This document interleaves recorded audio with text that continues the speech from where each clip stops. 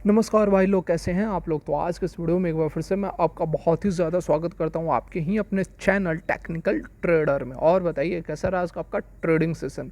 देखिए आज के इस वीडियो में हम बात करने वाले हैं रिलायंस कम्युनिकेशन के बारे में। देखिए यदि आप लोगों को पता ना हो तो थोड़ी इसकी हिस्ट्री भी जाननी पड़ेगी। थोड़ी हल्की हिस्ट्री बता दूंगा, मैं बहुत ज़्यादा डीप में नहीं जाऊँगा। यदि आपने मेरी पिछली वीडियो देखी होगी तो आपको पता होगा, नहीं भी देखी होगी तो मैं अभी आपको अपडेट कर देता हूँ। देखिए एक बड़ा अपडेट इसे कह सकते हैं। अनिल अंबानी के लिए एक गुड न्यूज़ आप इसे कह सकते हैं। देखिए खबर क्या है, खबर यही है कि 2016 में अनिल अंबानी ने लगभग 635 और 565 करोड़ के आसपास का कर्ज लिया था, लोन लिया था रिलायंस कम्युनिकेशन और रिलायंस इंफ्राटेल के लिए। ठीक है, तो ये जो लोन लिया था उस समय ये अपने पर्सनल गारंटी के ऊपर लिया था। पर्सनल गारंटी मतलब कि वह खुद उसके लिए जिम्मेवार होंगे।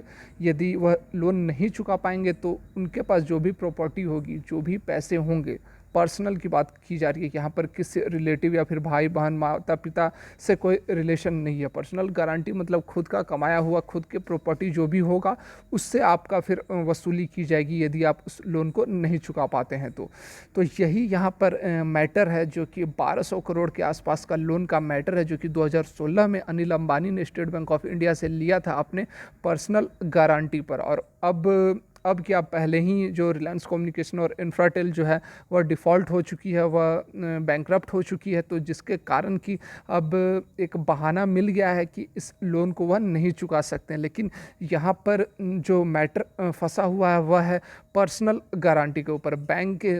कंपनी की बात नहीं है। रिलायंस कम्युनिकेशन जो अनिल अंबानी की कंपनी है, कंपनी से यहाँ पर कोई लेना देना नहीं है। यहाँ पर पर्सनल गारंटी की बात हुई है, इसीलिए यहाँ पर जो मैटर है वह हाई कोर्ट से होते हुए सुप्रीम कोर्ट तक गया है। देखिए सबसे पहले स्टेट बैंक ऑफ इंडिया ने NCLT national company law tribunal के पास अपील की थी कि जो बकाया है, जो 1200 करोड़ का रकम है, उसकी वसूली के लिए प्रोसीडिंग्स इनिशिएट किया जाए। उसने भी, एनसीएलटी ने भी प्रोसीडिंग्स की रेजोल्यूशन प्रोफेशनल का नियुक्ति भी कर दी कि एनसीएलटी में। तो एनसीएलटी ने एक रेजोल्यूशन प्रोफेशनल का गठन किया। उनका काम यह था कि जो 1200 करोड़ का पर्सनल लोन था उसकी जांच करना कि क्या सही में यह 1200 करोड़ का पर्सनल लोन है या नहीं। तो इसको देखते हुए अनिल अंबानी ने हाई कोर्ट में अपील की कि जो रेजोल्यूशन प्रोफेशनल का अपॉइंटमेंट हुआ है उस पर रोक लगाया जाए, उस पर स्टे लगाई जाए।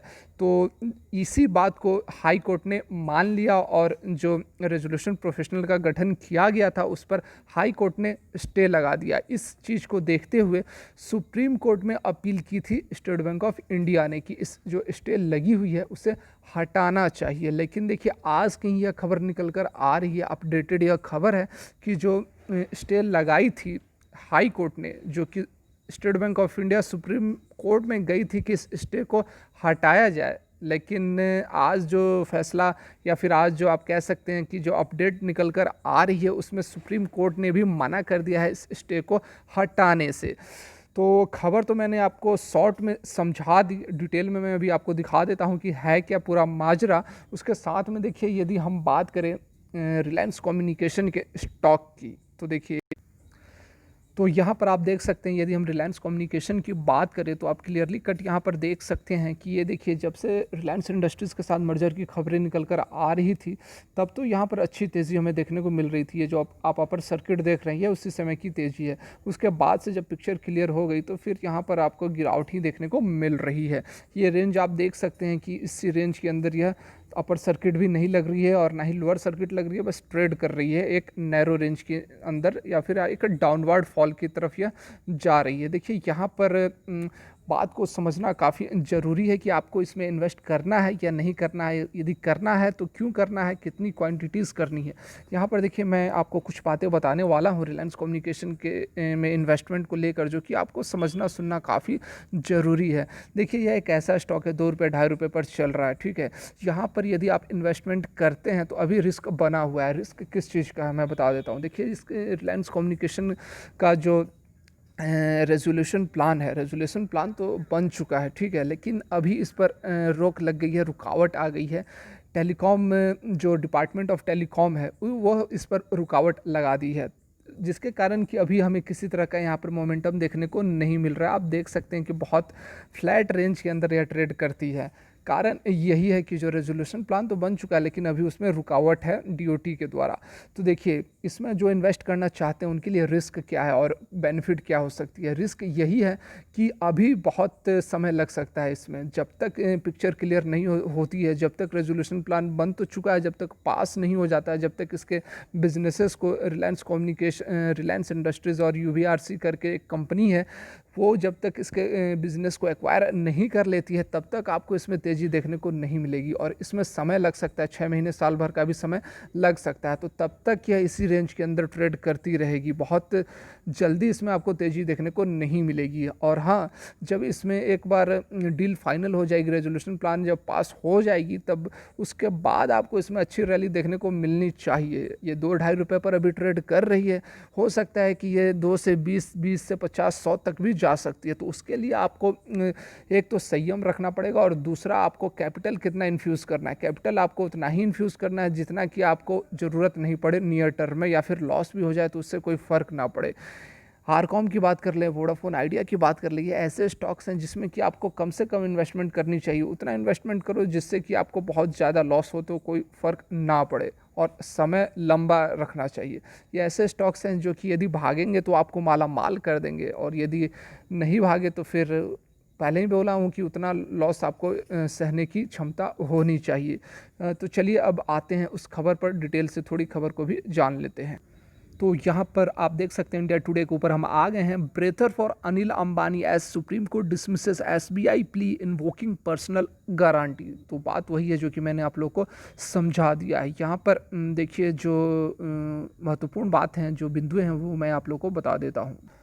हालांकि जो प्ली सुप्रीम कोर्ट के जो प्ली एसबीआई की तरफ से दाखिल की गई थी उसे सुप्रीम कोर्ट ने रिजेक्ट ज़रूर कर दिया है, लेकिन उसके पास एक ऑप्शन यहाँ पर बचा हुआ है जो कि अगली हियरिंग होगी 6 अक्टूबर को। उसमें एक लिबर्टी है कि वह जो स्टे है उसमें मॉडिफिकेशन करवा सकती है। यहाँ पर आप देख सकते हैं liberty to modify the stay order.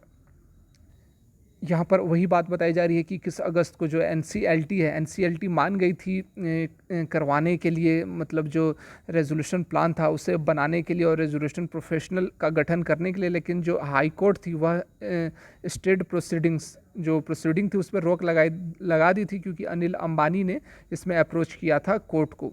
ठीक है, आगे देखते हैं।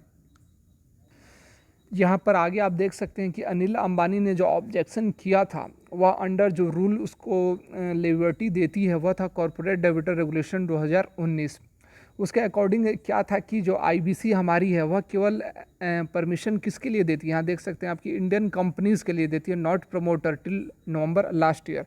मतलब जो बैंकरप्शन की जो प्रोसीडिंग्स है, जो रेजोल्यूशन प्लान और जो रेजोल्यूशन प्रोफेशनल की जो अपॉइंटमेंट की जाती है अभी तक, मतलब नवंबर 2000 लास्ट ईयर की बात की जा रही है यहाँ पर, नवंबर 2019 से पहले तक केवल आप कर सकते थे, जो कंपनी है उसके खिलाफ कर सकते थे वो प्रोसीडिंग्स, प्रमोटर के खिलाफ नहीं कर सकते थे। लेकिन जो नई नियम बनी है, जो नए रेगुलेशन बने हैं, उसमें आप प्रमोटर के खिलाफ भी कर सकते हैं, लेकिन वो जो पैसा है या फिर जो लोन है वह 1000 से ऊपर होना चाहिए। यहाँ पर आप देख सकते हैं। यहाँ पर स्टेट बैंक ऑफ इंडिया पहले भी पर्सनल जो लोन्स थी, जो पर्सनल गारंटीज़ थी, उसे इन्वोक कर चुकी है। यहाँ पर देखिए एग्जांपल दिया हुआ है, जैसे कि भूषण स्टील के जो प्रमोटर थे संजय सिंघल, उनका कर चुका, उनका 48,000 करोड़ का ये बकाया था, तो वो डिफ़ॉल्ट हो गए थे। तो उसका पर्सनल जो यहाँ पर आप देख सकते हैं कि invoked personal guarantee of Sanjay Singhal. तो हिस्ट्री है कि ऐसी इन्वोकेशन हुई है प्रमोटर के खिलाफ भी। तो इसका अनिल अंबानी का केस फिलहाल तो देखना पड़ेगा आगे किस तरह का रुख लेती है। और बाद बाकी यहाँ पर वही बात बताई गई है जो कि मैंने आप लोगों को बताया था, 565 करोड़ 635 करोड़ का लोन था 2 कंपनियों के खिलाफ, एक तो रिलायंस कम्युनिकेशन और दूसरा था रिलायंस इंफ्राटेल 2016 में। तो टोटल मिलाकर 1200 करोड़ का लोन जो था कि पर्सनल गारंटी के ऊपर अनिल अंबानी ने लिया था, जिसको कि अब वह देने से इनकार कर रही है क्योंकि जो कंपनियां वह डिफ़ॉल्ट हो चुकी हैं। तो देखिए यह थी मेरी आज की वीडियो। यदि मेरा प्रयास आप लोग को अच्छा लगा तो वीडियो को लाइक करें, चैनल को सब्सक्राइब करें, बेल आइकन को हिट कर वीडियो देखने के लिए बहुत बहुत धन्यवाद।